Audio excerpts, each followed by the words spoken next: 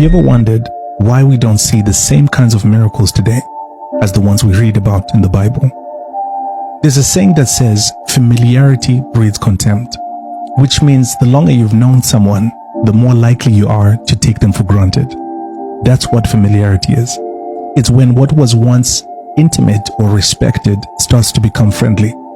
And the uncomfortable truth, especially for many believers, is that because we have gone to church for most of our lives and we have read the Bible a few times, we start to feel as though we know everything that there is to know about God, and so we don't really expect anything new. And as a result, what was once a passionate pursuit of God has gradually become casual worship.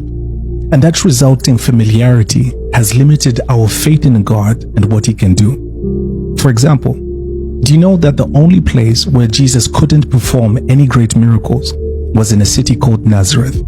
And it's crazy because before going to Nazareth, Jesus was healing the sick, raising the dead, casting out demons, and even calming storms at sea.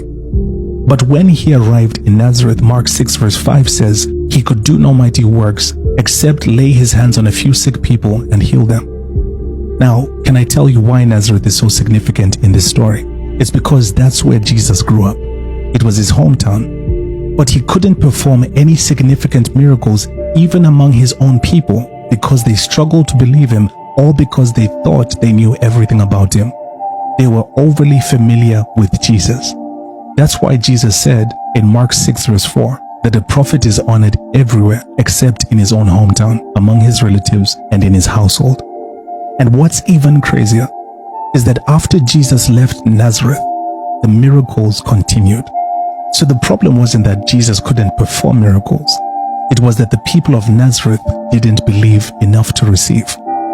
As I said, the truth can be uncomfortable, but in many ways, today's church resembles Nazareth. We are God's house and we are God's people.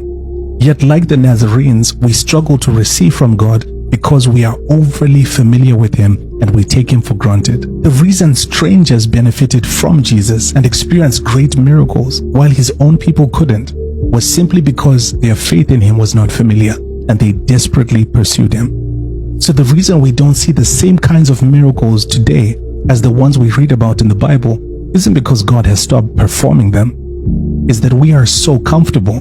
God still performs miracles, but if we want to experience the greater works that Jesus assured us that we would do, we need to become desperate for God again, which means unfamiliarizing ourselves with God and honoring Him with our faith.